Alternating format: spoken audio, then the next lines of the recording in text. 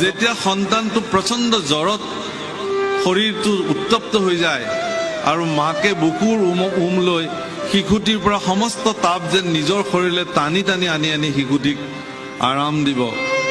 আৰু সেই শিশুটি যিদিনাখন ডাঙৰ হ'ব আৰু বৃদ্ধ মাতৃয়ে যেতিয়া কাষৰ বিচনাখনত কেকাই কেকাই শুই থাকিব, তেতিয়া বোৱাৰীয়েকে গৈ পেলাই ধমকি দিব, বোলে অকণ মনে মনে থাকচোন, আমাকো শুবলৈ দে বুলি। আৰু সন্তানটো সেইখিনি সময় মৌন হৈ থাকিব, কাৰণ তেওঁলোকৰ টোপনি লছ কৰিছে তেওঁলোকৰ বৃদ্ধ মাকে। আয়ো, এদিন মোৰ জ্বৰ উঠোতে তুমি মোক বুকুৰ মাজত কুৰুকি কুৰুকি লৈছিলা। আহা আই, আজি মই